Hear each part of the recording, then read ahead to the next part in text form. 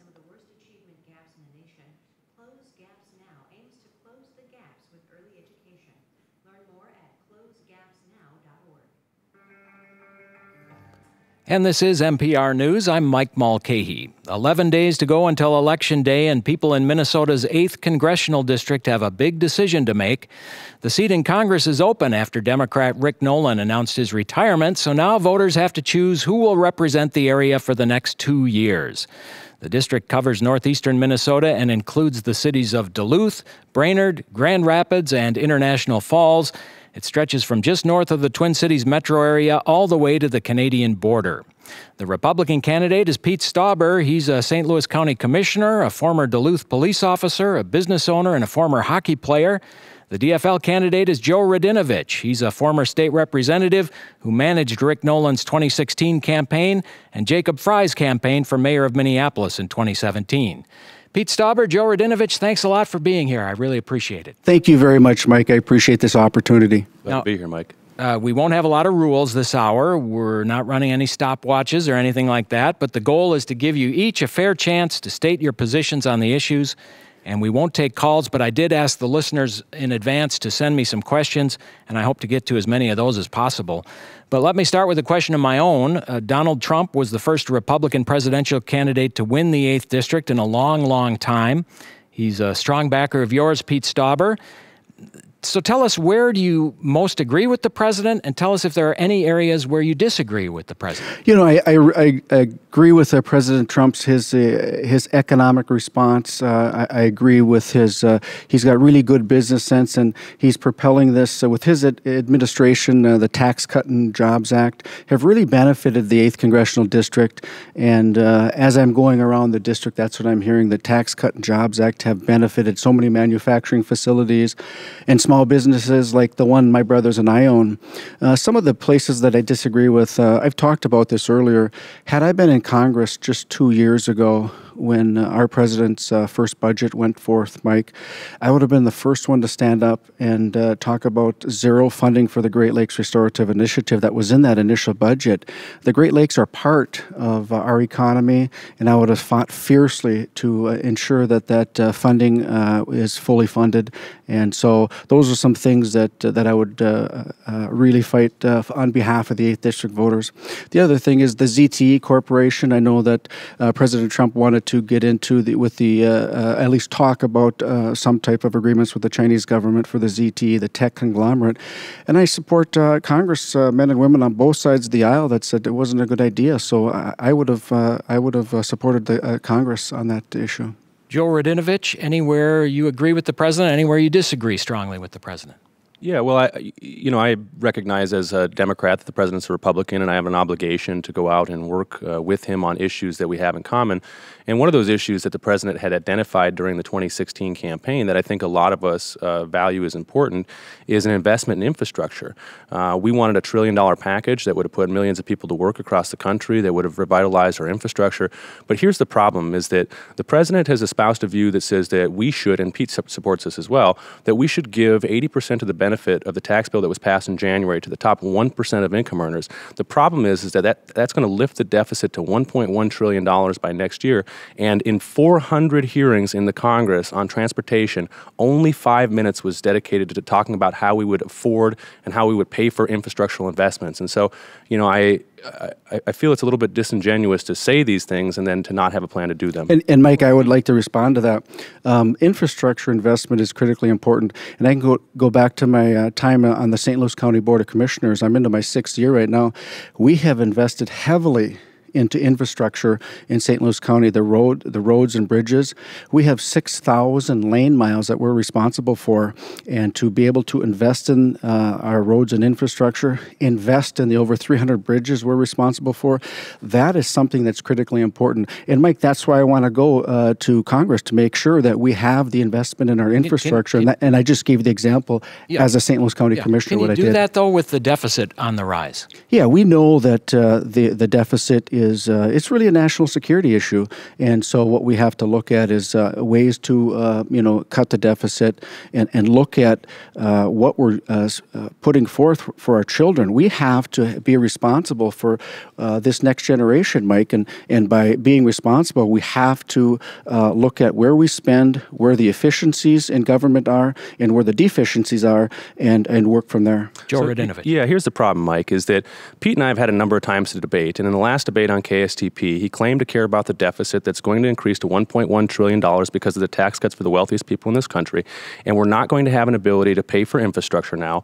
And at the same time, Pete's party, the Republican Speaker of the House, the Republican Senate Majority Leader, and the President's administration have all called for cuts to Social Security and Medicare as a result of the deficit. And so what I think it is when somebody says that they want to do something and yet has no plan to do it, can't identify any specifics. We have to remember that the Obama administration had $13 trillion. If you're going to talk, I mean, I'd like to hear your positions, but so far it's just been empty words, and that's been the problem with his campaign. Well, wait a minute, Joe Radinovich. So are you pledging to never cut Medicare, Social Security, or Medicaid if you get elected? I am pledging to never cut those programs. Pete Stauber, would you pledge never to cut those? Yes, never. We will preserve, strengthen, and secure Medicare and Social Security for those seniors that deserve them. But let's get back to the infrastructure thing. He talks about, Joe talks about the deficit. Under our 44th president, $13 trillion in debt. Now, we can do better than that, and that's why I'm going to Congress. I want to look and be a bipartisan congressman and do what's best for the 8th Congressional District. So we know that our deficit, we have to get our spending under control. We don't have a revenue problem in D.C. We have a spending problem. So where are you now have a revenue problem. And yeah, so I'd like to actually hear where he cut spending. Do you want me to ask that? Yeah, where would you vote to cut spending? So, the president just put forth that he wants his directors and his agency leaders to look at cutting spending. Now, it would be irresponsible. Where, Pete? It would be irresponsible for me right now, after thousands of pages of budgets, without having to look at them. It would be irresponsible for me to say we're going to cut here and here, here and here. What I would like to do is look at, have the ability when I'm elected to go in and use a scalpel at certain areas of the budget, but it would be irresponsible for either Joe or I to say we're just going to blatantly cut. We know there's waste, fraud, and abuse in this government. Is there anywhere that the government spends too much? Well, I can tell you that under the agriculture bill, the government has identified under the SNAP benefits, Mike, under the SNAP benefits, a $5 billion, that's with a B, $1 billion of fraud. We want those benefits to go to the people that most need them. So that's just one area that we can look at cutting the fraud part of the fraudulent abuse. So we know there's waste, fraud, and abuse, and we certainly know there's in a $4 trillion government budget, Mike, there's areas we can cut. So not naming one single area except for food stamps, and he talks about $5 billion. Here's the deal: is that we have a tax bill, Pete. We have a tax bill, Pete, that was passed in January that's going to add $1.9 trillion to the deficit, and 80% of that money is going to the top 1% of income earners. And at the same time, people in your party have repeatedly identified that they want to cut Social Security and Medicare. You cannot walk away from that. We don't need to send one more person out there. The president just mentioned. It is true, Pete. Okay, it is true that Trump just mentioned. This week, we are going to preserve and protect and strengthen Medicare and Social Security. Empty promises. Gentlemen, I need you to speak one at a time because it's on the radio and it gets really confusing. Joe Radinovich, where would you cut federal spending, or would you want to repeal that tax cut? But yes, I would want to repeal the tax cut that benefits the top income earners in the country. And I think that middle-class people deserve a tax cut. But here's the deal, is that we can't fund programs like Social Security and Medicare. We can't fund college affordability. We can't fund health care in this country because people say that we don't have enough money. But when it comes time for tax cuts for millionaires and billionaires, or when it comes time to fund foreign wars abroad to the tune of $6 trillion for the last 2 wars, there's always enough money for that. And what I believe is that we ought to be investing in Americans and making sure that people growing up in communities like Crosby, Arrington, or Duluth or in Cambridge have an opportunity to be successful in this country. And by giving away the money to the wealthiest income earners, we fail to do that. Pete Stauber. But Mike, the bottom line is the Tax Cut and Jobs Act has really incentivized and reinvigorated this economy. Just this week, I was at the Aiken Iron Works in Aiken, Minnesota, spoke to the owner, Jeff. He's owned it for 40 years. This is one of his best years ever. And when I asked him, I said, Jeff, how has the Tax Cut and Jobs Act affected you? He looked at me and smiled. He says, it's great because it has brought the tax rate down to 21%. They have profit sharing for their employees. And Jeff said, a week before Christmas, our employees are going to get a healthy bonus. That's the type of stuff that the Tax Cut and Jobs Act has really helped. And 25%, correction, $2,500 on average for the Minnesota 8 family. That is real money. Joe Radinovich, that sounds pretty good. You want to repeal it. $2,500 as an average, is an average, right? So there are people who are going to make a lot less than that, and there are people who are in the 1% who are going to get average tax cuts of $40,000 at the expense of programs like Social Security and Medicare. And it's great that Aiken Iron Works is able to give a bonus to the people, but the facts of the matter are that over 100 times more money will be put into stock buybacks than into wage increases for workers in this country. Stock buybacks are a way that companies increase the share or the price of their stock and enrich stockholders. It's a policy that is going to exacerbate the deficit, and it's going to threaten programs that are vital for the security of communities like ours in the 8th Congressional District. Programs like Social Security, Medicare, health care, and college affordability. Mike, just this past weekend, I was at a brewery in Two Harbors, and I asked the same question to the owner. I said, how has the Tax Cut and Jobs Act helped you? And she said, per barrel of brewed beer, the federal tax went from $7 to $3.50. I said, how much is that saving your small brewery? She said, close to $70,000. That's real economic savings. They can invest in their employees. They can expand. So in Two Harbors, Minnesota, $70,000 is a lot of money. And I would ask Joe, which family would you like to take the $2,500 from? Pete, we can protect middle-class tax cuts without having tax cuts that benefit the top 1%. They are not mutual. They are not exclusive. So you support the tax cuts? No, I support middle-class tax cuts. These are not middle-class tax cuts, Pete. 80% of the benefit will go. The 8th district Pete, is middle-class, Joe. The 8th district is middle-class, Pete, but 80% of the benefit of this tax bill is going to go to the top 1%. And, Pete, let me finish. Let me finish, Pete. And the deficit will balloon to $1.1 trillion. Paul Ryan, the Speaker of the House, Mitch McConnell, last week, the Senate Majority Leader, both Republicans, the President's own administration, have all said that their plan for the next session is to cut Social Security and Medicare. It's on the record. It's a fact. You cannot deny that. Joe, it's interesting you want to be a fiscal hawk when you voted for a $2 billion tax increase for the state of Minnesota. And so it's kind of hypocritical for you to stand here. But You're darn right I voted for that, Pete. Bottom line is the tax... Let him respond, Pete. Let him respond. Yeah. The bottom line is the... Wait a minute. No. The bottom line Pete, is the Tax Cuts and Jobs Act has reinvigorated this economy. Small business owners like myself, Mike, really appreciate that. Pete, let me address this. Let me address this allegation. Okay, let me address this. And what's happening is I need one at a time. Let me give me some time here, Pete. Pete. $2 billion. You're going to accuse me of raising taxes $2 billion. I am guilty as charged. Here's the deal, that for 8 out of 10 years, this state faced budget deficits. And rather than asking people who could afford the most to pay a little bit more so that schools like Crosby Arrington didn't have to cut half their, let me finish, Pete, didn't have to cut half their shop classes, the issue here is that we increased taxes by 2% on income above $250,000 for joint filers. So if you made $260,000 after our tax increase, you paid an additional $200 in income taxes. That's a fact. I don't know, most people in the 8th District are not making $250,000 as a household, and they're going to be hurt by cuts to their schools. That's why we passed tax increase in this. The taxpayers threw you out after one term. All right, let me just remind everybody you're listening to a debate on the major party candidates for the 8th Congressional District seat. Pete Stauber is the Republican and Joe Radinovich is the DFLer, and as you can tell, they disagree on a few things. So let me bring up a question, change the subject a little bit, bring up a question from a listener. Is health care a right or a privilege? And let's start there. Pete Stauber. You know, health care is an essential benefit, without a doubt. It's an essential benefit that is needed by every American in this country. Joe Radinovich. Healthcare is a right in the richest and most productive country in the world, and we can't afford to let people pay $300 a vial for insulin, rationing their insulin, or making decisions about whether they can pay their healthcare bill. In Little Falls, there are farmers paying $40,000 on the individual market for health insurance.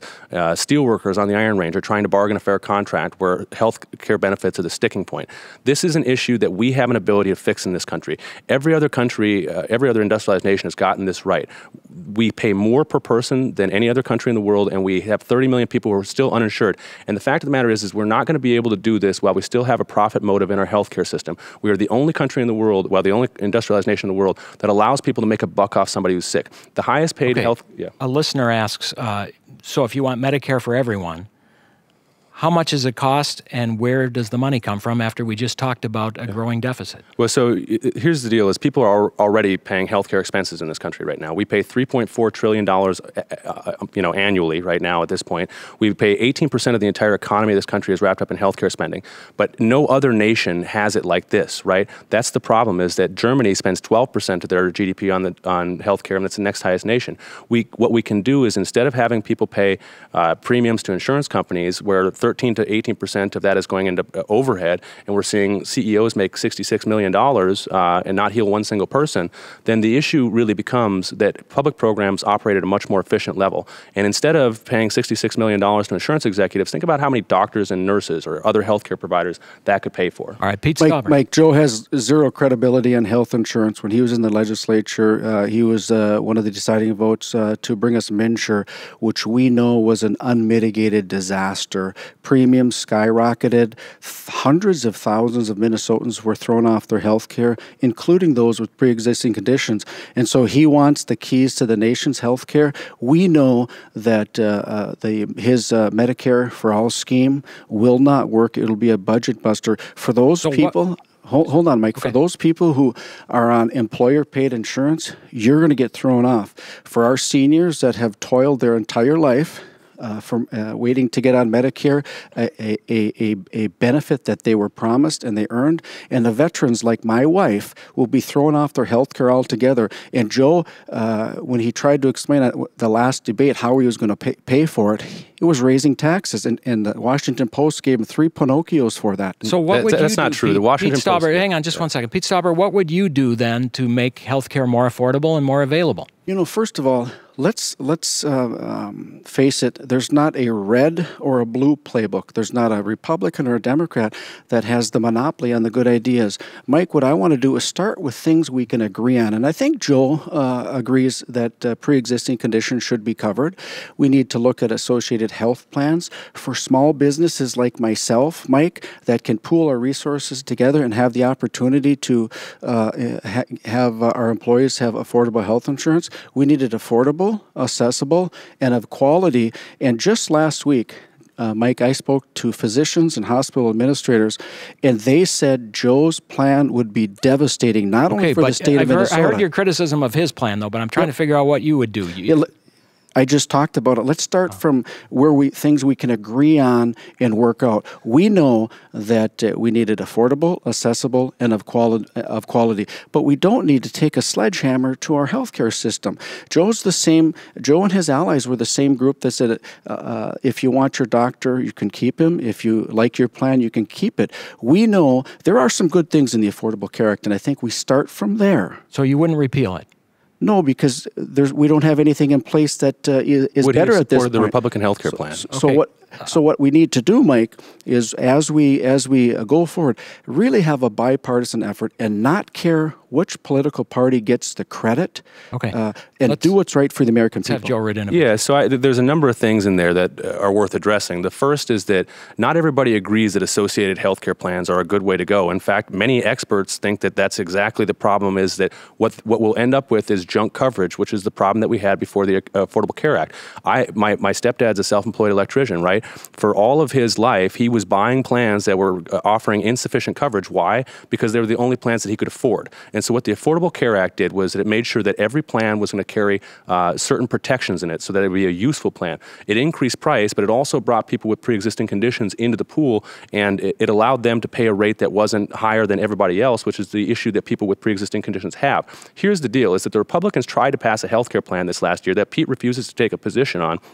that would endanger 275,000 people with pre-existing conditions just in our district alone. It would make coverage unattainable or unaffordable. I want to say one more thing, too, about this, which is that when we talk about universal health care, which Canada has, which the European nations have, which even Mexico has, when we talk about universal health care like that, what that means is that everybody will have coverage. Everybody will have basic coverage. So it's disingenuous of Pete to say that we'll be kicking people off their plans. Yes, we'll be eliminating some of those plans, but everybody will have coverage. That people really Everybody will have coverage. Yeah, and he just admitted it's going to eliminate plans, and that's what I just said. It's going to kick people off their health insurance that their employees paid for it. You have to remember when Joe comes up and starts talking about this, he has zero credibility. He brought us the worst healthcare disaster in the state of Minnesota that we're still digging out of, but you wouldn't repeal that.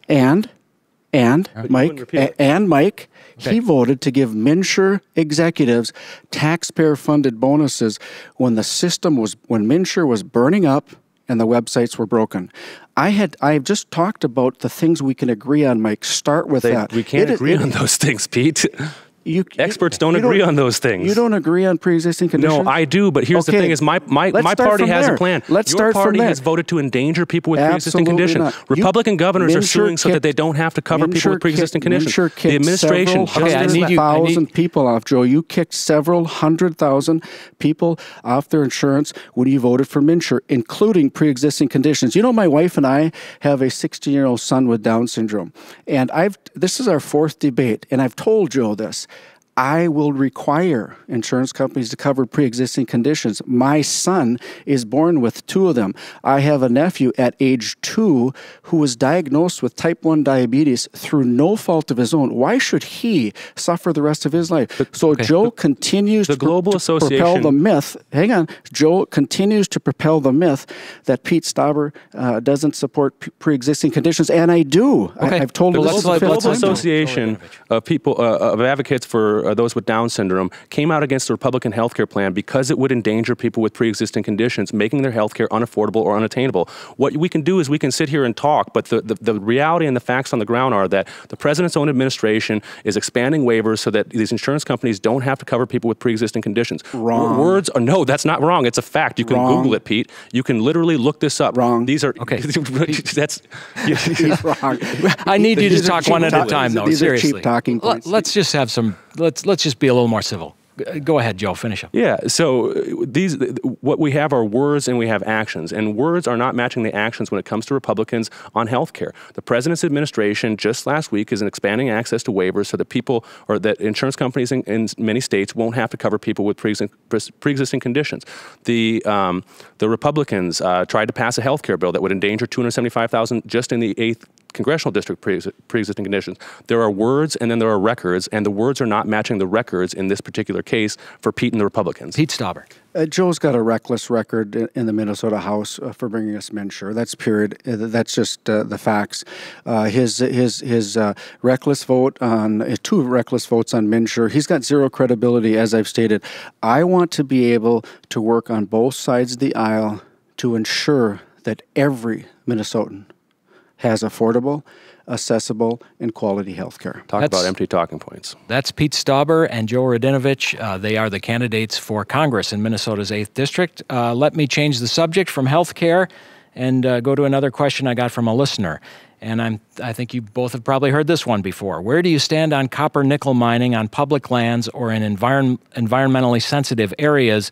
And I think specifically they're talking about the Twin Metals project, which is proposed to be just a couple miles from the boundary waters. And Pete Stauber, let's start with you. Yeah, I'm the only candidate that says, and I've said this for a while, I support iron ore mining, copper-nickel mining, and Enbridge Line 3. You see, Mike, using a 21st century technology, we can have great paying jobs and mine copper-nickel. Every company that wants to mine copper-nickel must meet or exceed every single federal environmental standard and every single state environmental standard. Otherwise, they don't mine. But you're saying there's no area off limits if they can meet those requirements? Well, there is. The boundary waters has a buffer area. We can do both. Look at the economic impact as an example that Polymet can bring. The fact of the matter is Minneapolis held the Super Bowl last year, and in that Super Bowl week, there's about a $505 or so million of economic activity. Polymet alone will bring that economic boom to northeastern Minnesota every year for a minimum of 20 years. That's good paying jobs. We can do both. We can have great paying jobs, mine copper, nickel, and keep our environment and water clean. In fact, we demand that. Joe Radinovich. Yeah, there are two candidates that are pro-mining in this race. I think that projects that can meet or exceed the federal standards should be, and state standards, should be able to move forward. But there's a difference between being for mining companies and being for miners. And the issue here is that when we talk about what miners need, we need to make sure that we protect their ability to adapt in the face of many of the changes that we're seeing in the industry. For instance, in 1980, there were 14,500 iron miners producing 40 million tons of iron ore. Today, there's still 40 million tons being produced, but it takes 4,000 iron miners. And so making sure that we're not only, open to these processes, but that we're really focusing on the people who are doing the work is probably one of the most important things about this. Mike, I sat with miners and their families on four separate occasions, public hearings, 2 at Masaba East High School, and I spoke publicly, 1 at the deck, and then we had a rally in the city of Virginia. We met at the baseball field, and I walked shoulder to shoulder with miners and their families to Virginia High School and publicly spoke in support of copper nickel mining. So I'm not sure where Joe was at the time. And yet we never see you at any contract rallies or steel dumping rallies or anything like that. The bottom line is I'm the only one that supports copper nickel mining. Just yesterday, I was in Grand Marais. That's not true, Pete. Joe, just hang on. Go ahead, Pete. Wait a minute. Just yesterday, I was in Grand Marais, Minnesota. Spoke to an individual who was with Joe talking about copper nickel mining with his supporters. At the end of the conversation, he waffled on his support for copper nickel mining because they were giving him grief for supporting it. And I was in Grand Marais, Minnesota yesterday. Okay, let's let Joe respond. That's like you can make up a story about something. I mean, that's ridiculous, Pete. Joe, I was in Grand Marais, Minnesota yesterday. So what does that have to do with anything? Okay, but you just said that's not true. No, well, what I said wasn't true was that, I can't remember now. I mean, no, I didn't even start the story, and he said it wasn't true. Well, it's just that kind of race, I guess. Here we're 11 days away from the election. Let me ask the question this way. I mean, the district is so big, and there are so many different regions. It ranges from the exurbs of the Twin Cities to the Iron Range to Duluth. There are small towns, everything in between. How do you effectively represent everyone, or how do you look at the job? Do you have to represent everyone, or do you try to represent the majority? And Joe Radinovich, start with you. Well, I think that the role of the congressperson in this district is to represent everyone. And this district is large and it is diverse, and it's many different regions and different economies in a lot of ways. But there are a lot of things that unite us. And what unites us, I think, is that everybody is trying to make sure that they can send their kid to college for an affordable rate. Everybody is trying to make sure that they can find affordable health care. They want their Social Security and Medicare protected. They want to make sure, I think a lot of people I hear from want to remove the corrupting influence of secret money from our political system. And these are things that I hear from Republicans, Democrats, and independents. So there's a lot that unites us.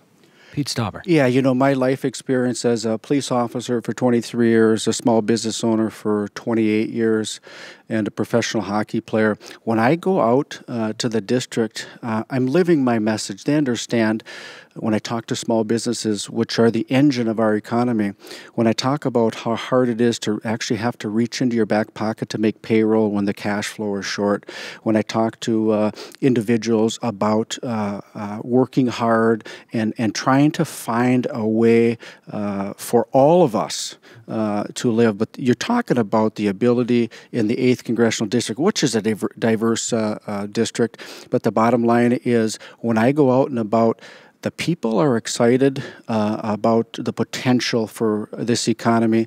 And I can tell you this, that, Mike, every generation has its challenges, and ours does too. But I firmly believe that our best days are yet to come, and that's why I'm running for this position, to make sure that our children and grandchildren have a more prosperous, more free United States than the greatest generation gave us. Well, let me ask you this question. It's come up, and there was a hearing in Duluth this morning in court about these emails that you apparently sent back and forth with the Republican campaign committee on your county email system.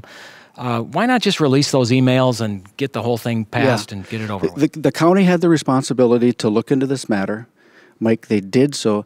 They found no wrongdoing and cleared the matter. Is there something in the emails, though, that's super secret? Or I support the county's response to the Dayton's administration's non-binding opinion. And we look at this from the bird's eye view. The fact of the matter is there was a resolution on the county board that failed, referenced this matter. And my opponent, Joe Radinovich, called St. Louis County commissioners and begged them to support the resolution, and he did it twice.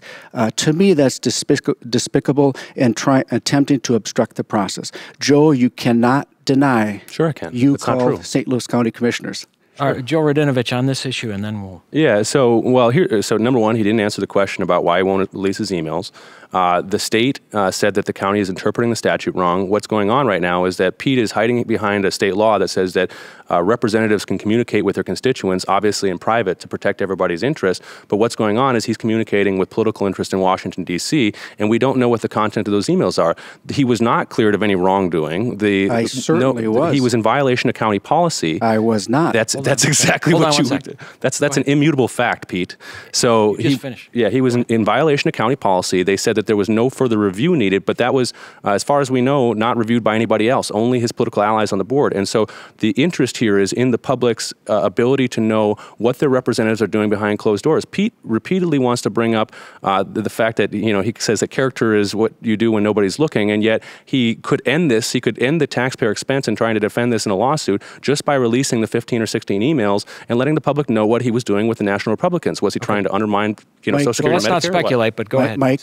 The fact of the matter is, it's Joe and his allies that are bringing this suit. It's purely political, partisan. He's currently in a floundering campaign, and this is the unfortunate part of politics that desperate candidates and desperate campaigns do. Editorial boards and people who value public transparency and accountability have been sounding off on how egregious it is that St. Louis County won't follow the advisory opinion of the state about how they're misinterpreting the statute. The issue here is that the public has a right to know what's going on with their money and their resources, and this clearly exists outside of the public's interest to protect privacy. This is Pete communicating with special interests in Washington, D.C. We want to know what it was about. Mike, this is in 2006, then Senate candidate Amy Klobuchar went through something very similar to this, where the Hennepin County advisory stated that she should do something, and she didn't. And Amy Klobuchar is a sitting U.S. Senator. Okay, let's see what Amy Klobuchar says about that. But Joe Radinovich, the issue has come up, as you well know, in TV ads and elsewhere about your parking tickets and a marijuana paraphernalia citation. I had a question from a listener. Is there anything else in your record that you need to come clean about? No, and this is the thing, is my record is public, right? And I've answered all of these questions over and over again about, the parking and speeding tickets, and I regret them, right? I mean, I shouldn't have had as many as I did, and I take responsibility for that. And I've owned up to this dismissed paraphernalia charge from marijuana paraphernalia charge from when I was 18 years old, and I've taken accountability for that. I've made mistakes in my life, and I think that makes me more human.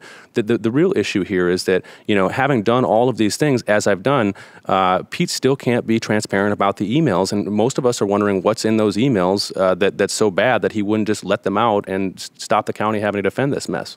Mike, the fact of the matter is Joe didn't take accountability. He only paid his criminal fines when KSTP tickets caught him. Then he paid his criminal fines. And at the debate in Duluth, the Duluth News-Tribune editor Chuck Frederick, when they were interviewing him, said, "Is there anything else?" And he said, "No." Later, we found out there was this drug issue. And so that's why they brought it up at the debate. Joe talked about character. We have to look at character plays a big part in this. It absolutely does. The Duluth News-Tribune, I served 22 years, over 2 decades, as a police officer for the city of Duluth. After 22 years, the Duluth News-Tribune looked into my personnel file. They didn't find one complaint from a citizen or one complaint from a coworker, and that it should tell the listeners that Pete Stauber was empathetic and caring in people's darkest hours as a police officer. Joe Radinovich. Yeah, so the fines that I paid late were parking tickets, and again, I regret that I had parking tickets and paid them late, but that's a fact of life for a lot of people who, you know, park in places where parking is tough, right? The marijuana paraphernalia ticket that I got when I was 18 years old was dismissed.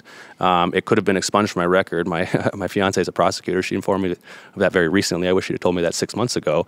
But the fact of the matter is I've been open and honest about all those things. I've made mistakes in my life. I've, you know, learned and I've grown, and that's part of being a real human being.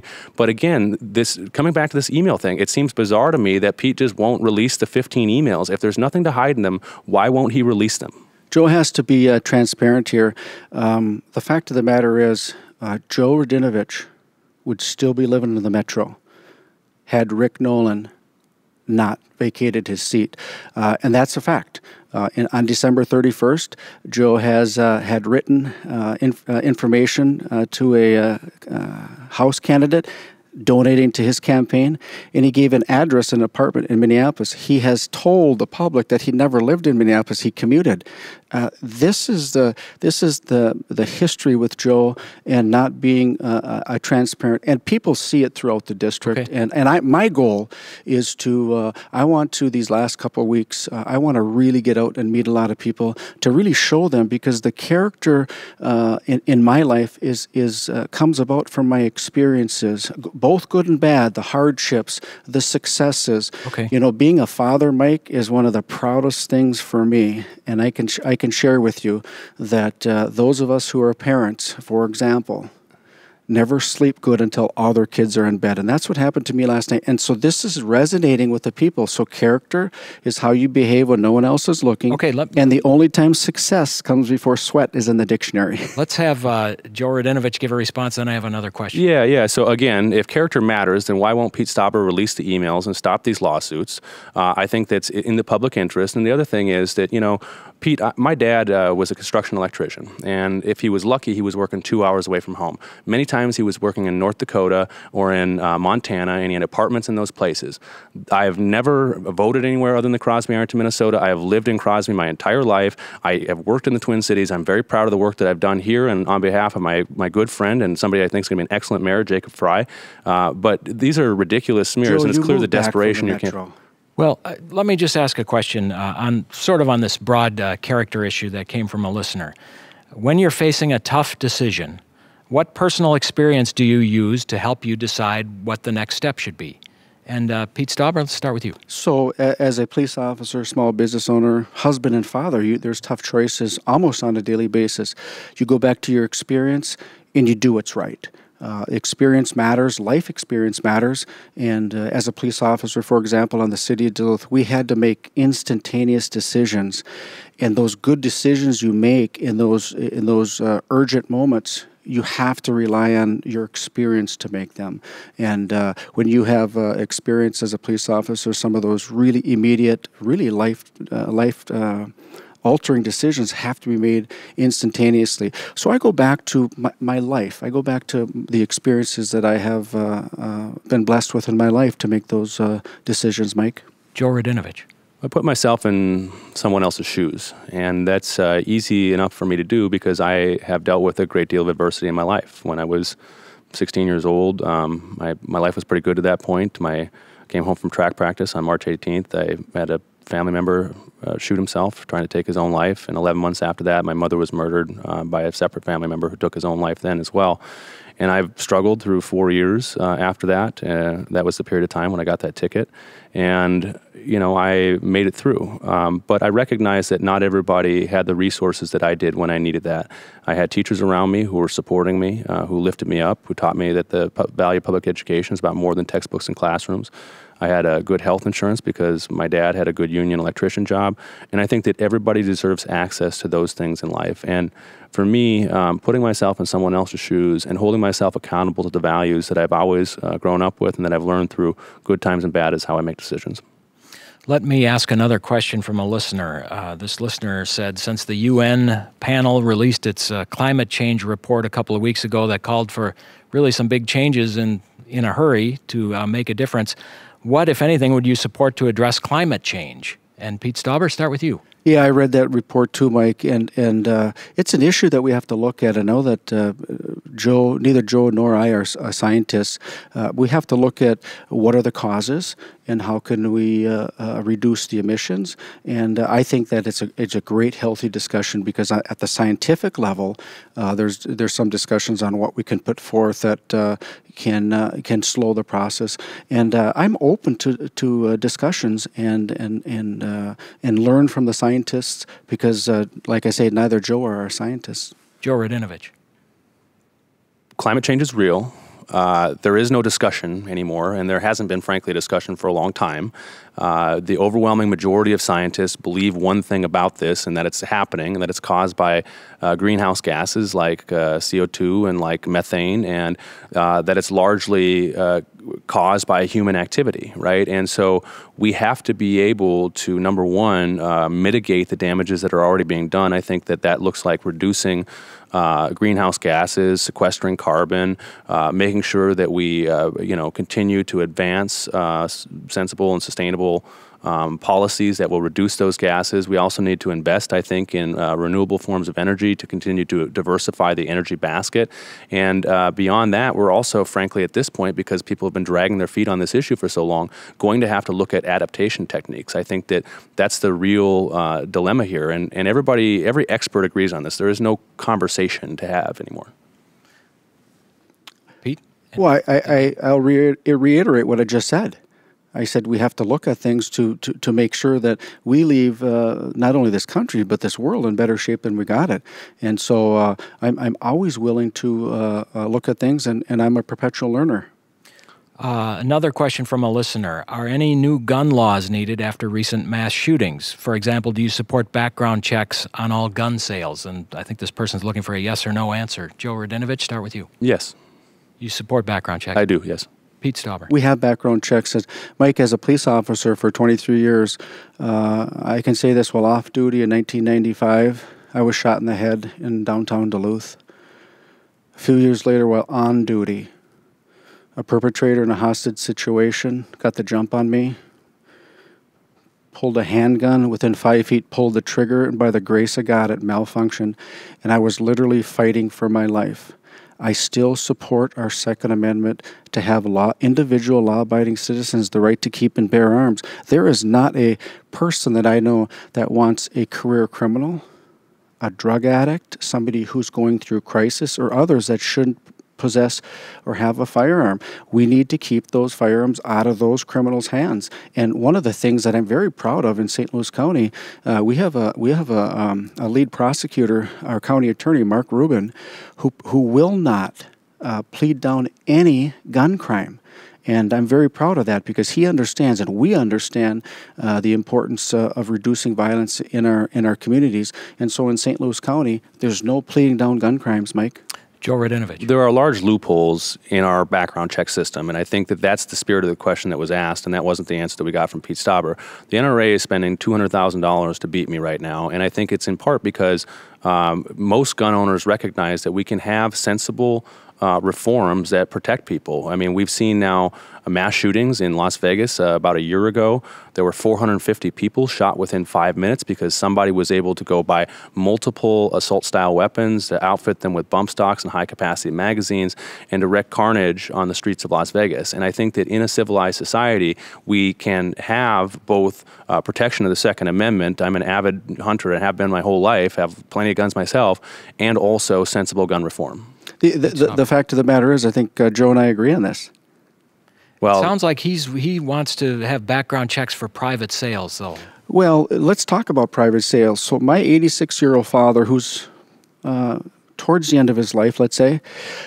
So what Joe wants is when my father hands his firearm, his deer rifle that he's been using for 50, 60 years, to my 18-year-old, That has to be a background check. That's what he's advocating for. There are sensible alternatives and sensible solutions, and I'll give you an example.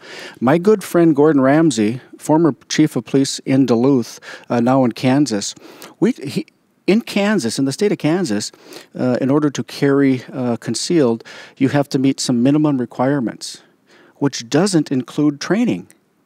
You know, in Minnesota, to carry concealed, there's a training course you have to go to because it's a huge responsibility to carry concealed.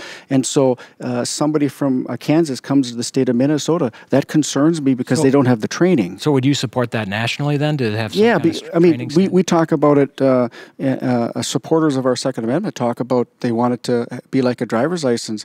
That's fine, but all states have to have consistent training. Like we know, and I've put 2 of my children through driver's ed right now. We know that there's the lecture and in classroom, and then street driving, and so we know that young drivers are put through a course, and we can expect them when they go to the state of Wisconsin, Mike, to understand the rules too. So historically, we can have a great discussion on that, and I'm willing to do that, and that's why I want to go to Congress, Mike. Okay, Joe Radinovich. When we talk about private sales, the biggest, most glaring loophole there is with gun shows. And that's what we're talking about cracking down on first, so that people can't go to a gun show where there are thousands and thousands of weapons, oftentimes hundreds of sellers, and go through and pick out any gun they want without having to go through a background check. That's the first line, right? We don't need to worry necessarily yet about private sales handing a gun down from your grandpa to the other thing. We can figure that in the future. But that's the what first your group point wants to do. My group, Pete. Yeah, what group? Your allies. You and your allies want to restrict giving family members guns. You and your allies, that's what you're reporting. That's what you're saying. What allies, Pete? The NRA is spending $200,000 to defeat me. They haven't advocated for one single solution in the face of the carnage. Nancy Pelosi's super PAC. Nancy Pelosi's super PAC it wants to defeat me. I don't have any support from Nancy Pelosi's super PAC. Yes, you do. It's the dark no one can see you giving the air quotes right now, Pete. Joe. Okay. 10 years ago, the economy was in shambles. The big banks were out of money, going bankrupt.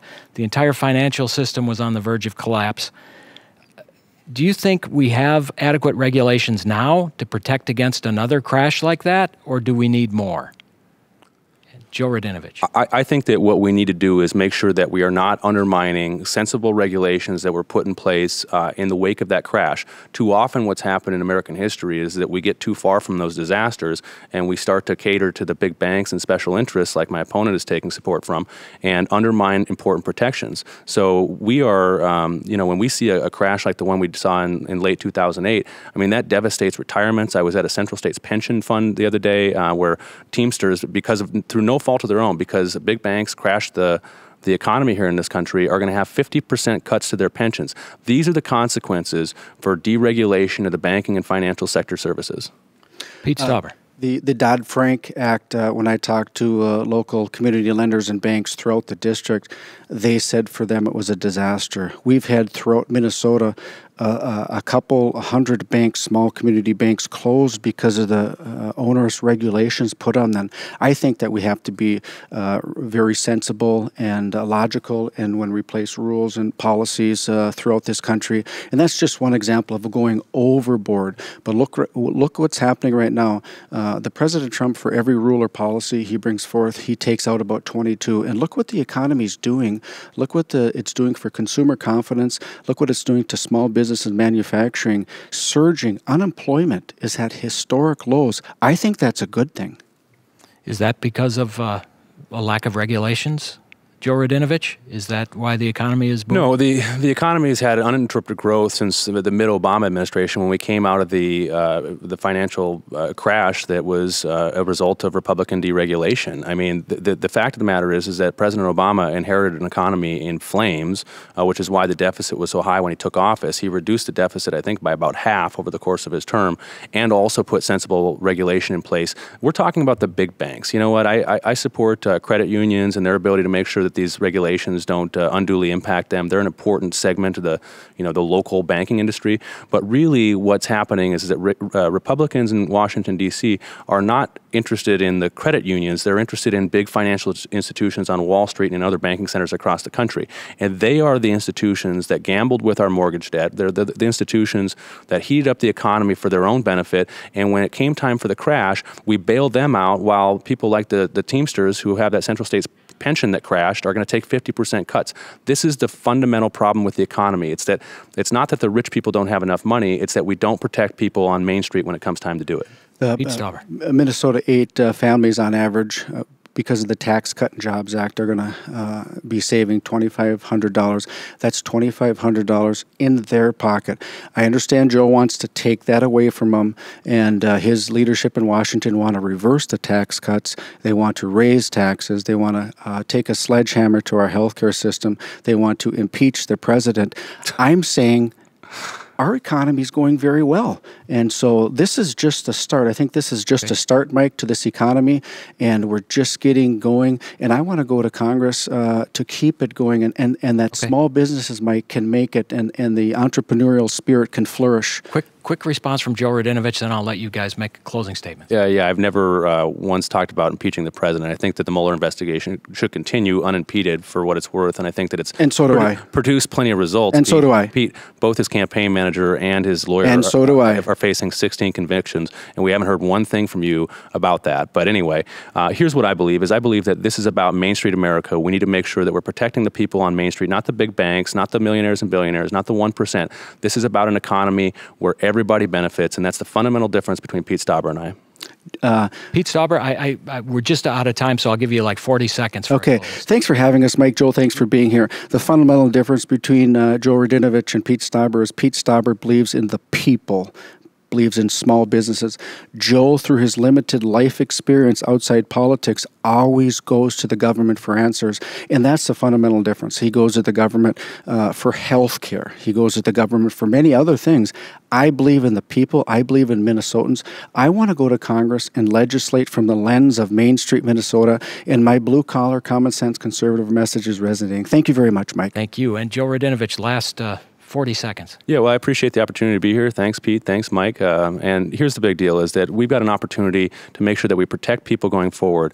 The economy is changing very rapidly, and the answer is not to make sure that the wealthiest people among us have access to more money. The answer for us going forward is to make sure that we protect Social Security, Medicare, college affordability, and ensure that everybody has access to affordable health care in this country. We have the ability to do it. I don't take a dime in corporate PAC money, and I'm the only one in this race who has a chance to win that can say that.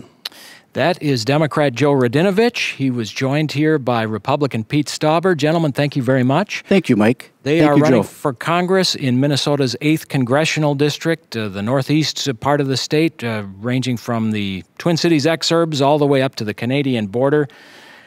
Great program. If you haven't voted yet, get out and vote. Election Day is November 6th. Thanks for listening. Have a great weekend, and we'll see you later.